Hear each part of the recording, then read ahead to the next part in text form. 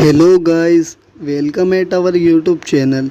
आज की वीडियो में हम पढ़ेंगे 11th क्लास की होम साइंस यानी कि गृह विज्ञान। गृह विज्ञान का आज हम पढ़ेंगे चैप्टर नंबर 12 जिसका नाम है पोषण, स्वास्थ्य एवं स्वस्थता।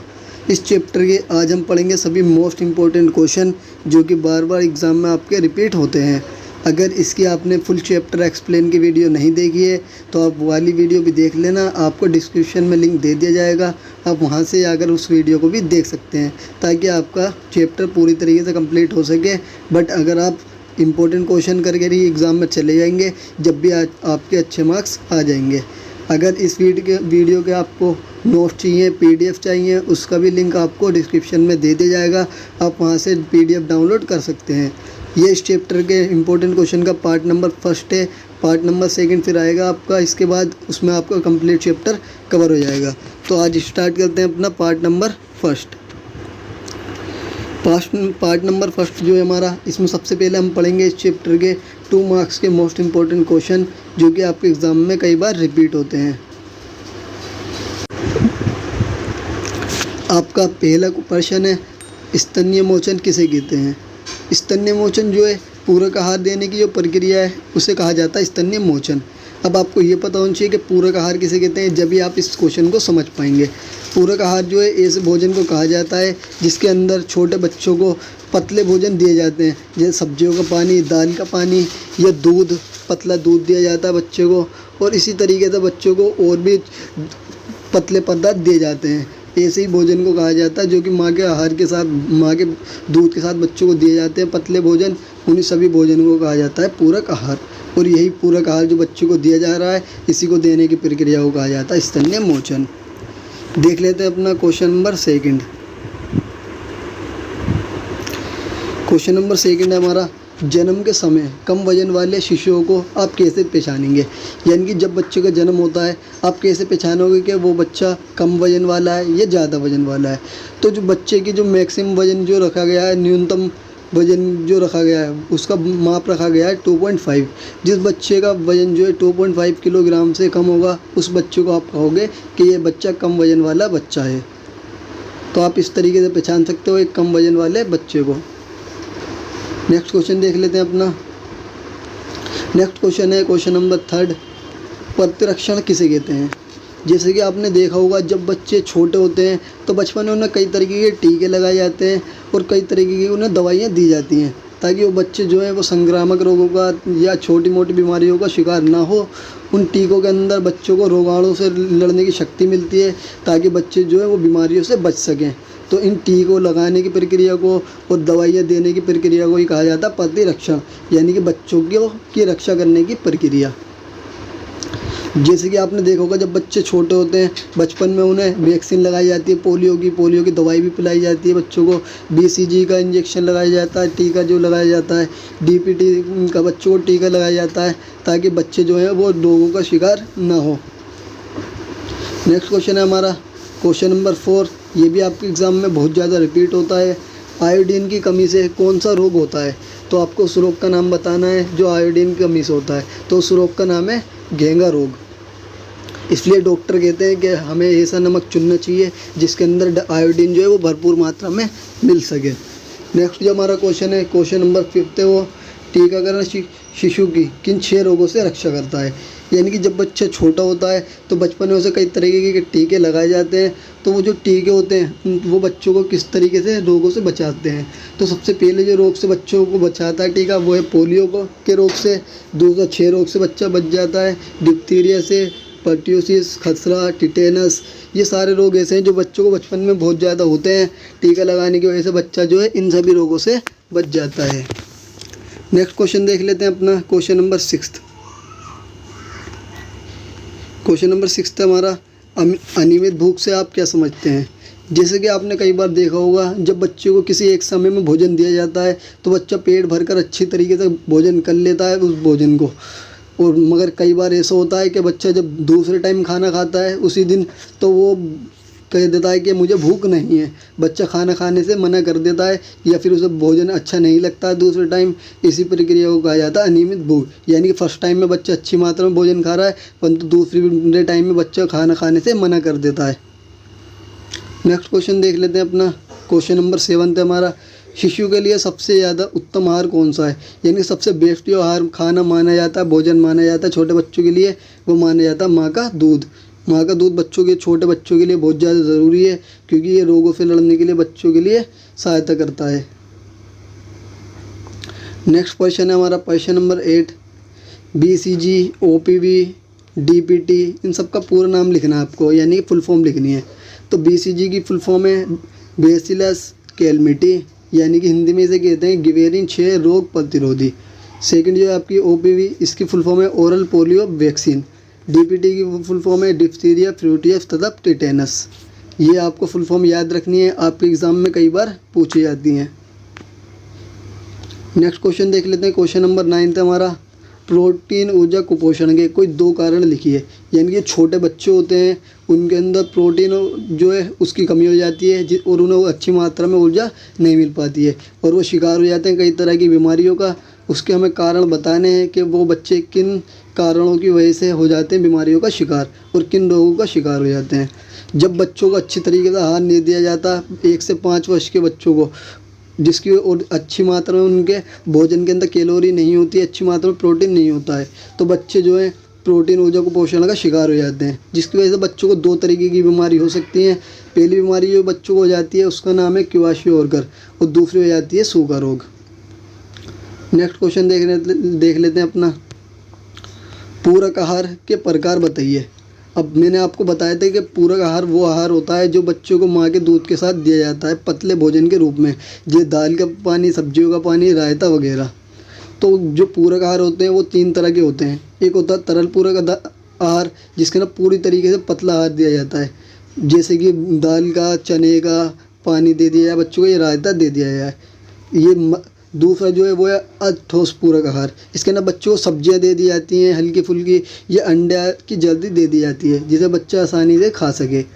ठोस पूरक आहार जो है इसके अंदर वो आहार शामिल किए जाते हैं बहुत ज़्यादा ठोस होते हैं, जैसे चना या फिर दाल हो गई साबुत, या फिर साबुत पकी हुई सब्जी हो गई अच्छी तरीके से, या फिर मांस के छोटे छोटे टुकड़े जो कि बच्चा आसानी से उठाकर खा सके, उसे शामिल किया जाता है ठोस पूरक आहार के अंदर। नेक्स्ट क्वेश्चन देख लेते हैं अपना। नेक्स्ट क्वेश्चन है हमारा, अब हम पढ़ेंगे नेक्स्ट 3 मार्क्स के मोस्ट इम्पोर्टेंट क्वेश्चन जो कि आपके एग्ज़ाम में बार बार रिपीट होते हैं। तो सबसे पहला अपना क्वेश्चन देख लेते हैं 3rd मार्क्स का। सबसे पहला क्वेश्चन है हमारा, शेषावस्था के समय शिशुओं के लिए कैल्शियम व विटामिन ए की आवश्यकता के कोई 2 कारण बताइए। यानी कि जब बच्चा छोटा होता है, शिशु अवस्था में होता है, तो उस टाइम बच्चों को कैल्शियम की आवश्यकता क्यों पड़ती है और विटामिन ए की आवश्यकता क्यों होती है, इन सभी के आपको कारण बताने हैं। तो जो कैल्शियम की आवश्यकता होती है बच्चों को, उसका सबसे पहला कारण है बच्चों की हड्डियाँ और दांत मजबूत हो जाएं और वो स्वस्थ रहें और उनका विकास अच्छी तरीके हो पाए, इसलिए ये कैल्शियम की आवश्यकता होती है। दूसरा जो रीज़न है कैल्शियम की आवश्यकता का, वो ये है कि बच्चों की जो मांसपेशी हैं वो अच्छी तरीके वृद्धि हो सके, उनकी मांसपेशियों में अच्छी तरीके से विकास हो सके, ताकि कैल्शियम की कमी की वजह से बच्चों की कई बार मांसपेशियाँ कमज़ोर रह जाती हैं और बच्चों को परेशानी हो सकती है। इसलिए बच्चों को अच्छी मात्रा में कैल्शियम उपलब्ध कराना चाहिए शिशु अवस्था के दौरान। अब देख लेते हैं विटामिन ए की बच्चों को आवश्यकता क्यों होती है। विटामिन ए की आवश्यकता का सबसे पहला कारण ये है कि जब बच्चों को विटामिन ए दिया जाता है अच्छी तरीके से, तो बच्चा संक्रमण रोगों का शिकार नहीं होता और कई तरह की छोटी मोटी बीमारी जो होती हैं जो बच्चों को हो जाती हैं आसानी से, बच्चा उन बीमारी के शिकार होने से बच जाता है। जब बच्चा जो विटामिन ए अच्छी मात्रा में लेता है तो उसका त्वचा का और ऊतकों का अच्छी तरीके से विकास हो पाता है। नेक्स्ट क्वेश्चन देख लेते हैं अपना। क्वेश्चन नंबर 12 है हमारा, विद्यालय पूर्व बच्चों के लिए संतुलित आहार की योजना बनाते समय कौन से 3 पहलुओं पर विशेष ध्यान देना चाहिए। यानी कि जो बच्चे विद्यालय नहीं जाते हैं उनके लिए किस तरीके का खाना बनाना चाहिए, ये सब आपको इस क्वेश्चन के अंदर बताना है। तो जब बच्चे विद्यालय नहीं जाते हैं उनके लिए भोजन बनाते टाइम सबसे पहले ध्यान रखना चाहिए भोजन की संरचना, कि आप किस तरीके का भोजन बना रहे हो, ये भोजन बच्चों को पसंद है या ना पसंद है, इसका स्वाद बच्चों को अच्छा लगता है नहीं लगता, इसका गंध जो है इसकी ये बच्चों को अच्छी लगती है नहीं लगती, ये तीनों बातें पहले ध्यान रखना चाहिए, फिर बच्चों के लिए भोजन बनाना चाहिए। जब बच्चों के लिए भोजन बनाया जाए उस टाइम प्रोटीन के लिए और जो वसा होगी बच्चे के भोजन में उसके बीच में संतुलन होना चाहिए। ना तो बच्चे के भोजन में ज़्यादा प्रोटीन होना चाहिए, ना ही ज़्यादा वसा होना चाहिए जो कि उसे परेशानी दे सके। जो बच्चे का भोजन होता है उसके अंदर ज़्यादा बच्चों को मिठाई या आइसक्रीम, फास्ट फूड ज़्यादा बच्चों को नहीं देना चाहिए, क्योंकि ये बच्चों की हेल्थ को बहुत ज़्यादा ख़राब कर देते हैं। तो ये 3 बातें ध्यान रखनी चाहिए बच्चों का भोजन बनाते समय। नेक्स्ट क्वेश्चन देख लेते हैं अपना। बच्चों में भोजन संबंधी स्वास्थ्यवर्धक आदतों के विषय में बताइए। यानी कि जब बच्चे जो छोटे होते हैं आप किस तरीके से उनको अच्छी आदत दिलवा सकते हो अच्छे तरीके से बच्चों की हेल्थ पाने के लिए। तो सबसे पहले जो बच्चों के अच्छे भोजन के लिए ध्यान रखना चाहिए कि शुरुआत से बच्चों को समझदारी से भोजन देना चाहिए। शुरुआत से ही बच्चों को ऐसा भोजन देना चाहिए जिससे कि उनके स्वास्थ्य पे अच्छे प्रभाव पड़ें, बुरे प्रभाव ना पड़ें। बच्चे जो हैं, जब बच्चा टीवी देख रहा हो उस टाइम बच्चों को पॉपकॉर्न, चॉकलेट आदि नहीं देना चाहिए, क्योंकि इससे बच्चों की जो है सेहत ख़राब हो जाती है। बच्चे जब छोटे होते हैं उस टाइम पे उन्हें ज़्यादा से ज़्यादा कहना चाहिए कि वो शारीरिक खेल खेलें, ग्राउंड में जाकर खेलें, पार्कों में खेलें, जिससे उनकी सेहत जो वो अच्छी रहे और उनकी अच्छी तरीके की एक्सरसाइज भी होती रहे। जब खाना बनाया जाए बच्चों से एक बार उनकी रुचि के बारे में भी पूछ लेना चाहिए कि बच्चों को किस तरीके का खाना पसंद है, और बच्चों से ऐसे काम करवाने के लिए कहना चाहिए जो काम करना वो पसंद करते हैं। जैसे कोई बच्चा चित्रकला करना पसंद करता है तो उससे चित्रकला करानी चाहिए, जो नृत्य करना पसंद करता है उससे नृत्य, और जो संगीत करना पसंद करता है उसे संगीत के लिए कहना चाहिए। बच्चों को ज़्यादा खाना नहीं खिलाना चाहिए, ज़्यादा खाने की वजह से उनकी भूख बढ़ जाती है और वो मोटापे का भी शिकार हो जाते हैं। तो ये 5 बातें ध्यान रखना चाहिए बच्चों को भोजन खिलाते समय। नेक्स्ट क्वेश्चन है हमारा क्वेश्चन नंबर 14। असमर्थ बच्चों को विशेष आहार की आवश्यकता क्यों होती है। यानी कि ऐसे बच्चे जो कि अपने सारे कार्य कोई से भी खुद नहीं कर सकते, ऐसे बच्चों को कहा जाता है असमर्थ बच्चे या विशेष आवश्यकता वाले बच्चे। ऐसे आवश्यकता वाले बच्चे हैं, इन्हें अलग तरीके के भोजन की आवश्यकता होती है, क्योंकि ये जो है अपनी जितनी भी गतिविधियाँ उनका अच्छी तरीके से नियंत्रण नहीं कर रख सकते, अपने काम को बिना किसी की सहायता से नहीं कर सकते। कुछ बच्चे ऐसे होते हैं जिनको कहा जाता है स्पास्टिक बच्चे। ये बच्चे जो है वस्तुओं को आसानी से पकड़कर खा नहीं सकते हैं, इसलिए इन बच्चों के लिए उसी तरीके की वस्तु बनानी चाहिए जो कि इसे वो पकड़ के खा सकें। इसलिए जो स्पास्टिक बच्चे होते हैं उनके लिए जो तरल पदार्थ होता है उसे पहले ठोस में कन्वर्ट किया जाता है, फिर जाकर इन बच्चों को भोजन खिलाया जाता है। कुछ बच्चे ऐसे होते हैं जिन्हें कुछ भोजन से एलर्जी होती है, तो बच्चों को ऐसा भोजन नहीं खिलाना चाहिए जिससे उन्हें एलर्जी हो। इसलिए हम कह सकते हैं कि बच्चों के आहार में बार बार परिवर्तन आवश्यक है, उनकी आवश्यकता के अनुसार और उनकी जो जितनी भी परेशानियां उन्हें ध्यान में रखते हुए बच्चों को भोजन प्रदान करना चाहिए। नेक्स्ट क्वेश्चन देख लेते हैं। नेक्स्ट क्वेश्चन हमारा क्वेश्चन नंबर 15। जन्म से 1 वर्ष के शिशु के लिए टीकाकरण तालिका बनाइए। यानी कि जो छोटा बच्चा होता है, जन्म होता है उसका 0 से 1 वर्ष तक बच्चों को जितने भी टीका लगते हैं उन सभी के बारे में आपको बताना है कौन सा टीका किस टाइम लगता है। तो गाइस देख लेते हैं टीका की तालिका। हमारे यहाँ पे ICMR ये एक संस्था है, ये बताती है बच्चों के टीके के बारे में कि बच्चों को किस तरीके का टीका कब लगना चाहिए। ये बच्चों की उम्र की लिस्ट है और ये बच्चों की टीकों की लिस्ट है। तो जन्म जो होता है, जन्म के तुरंत बाद बच्चों को लगाया जाता है BCG का टीका। दूसरा लगाया जाता है 6ठे सप्ताह में। 6ठे सप्ताह में बच्चों को लगाया जाता है टीका, उसका नाम है OPV और DPT और हेपेटाइटिस B। ये 3 टीके लगाए जाते हैं बच्चों को। जब बच्चा 10 माह का हो जाता है बच्चों को लगाया जाता है OPV, DPT और हेपेटाइटिस B। फिर 14 सप्ताह का जब बच्चे हो जाता है फिर लगाया जाता है OPV, DPT, हेपेटाइटिस B। फिर जब बच्चा हो जाता है 9 से 12 माह के आसपास, इस टाइम लगाया जाता है बच्चों को खसरा का टीका। देख लेते हैं अपना नेक्स्ट क्वेश्चन। नेक्स्ट क्वेश्चन है हमारा विद्यालय पूर्व बच्चों के लिए टीकाकरण तालिका बनाइए। ये यानी कि जो बच्चे विद्यालय नहीं जाते, जिनकी एज 1 वर्ष से की आयु से लेकर लगभग 4 या 5 वर्ष की आयु के बीच होती है, ऐसे बच्चों को कहा जाता है विद्यालय पूर्व बच्चे।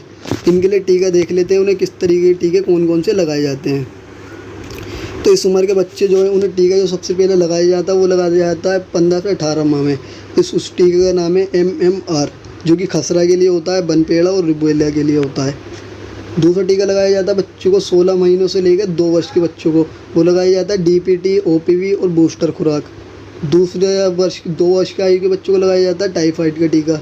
5 वर्ष के बच्चों को लगाया जाता है DPT, OPV, बूस्टर खुराक। फिर 10 वर्ष से 16 वर्ष का बच्चा जब हो जाता है उसे लगाया जाता है टिटेनस टॉक्टाइस।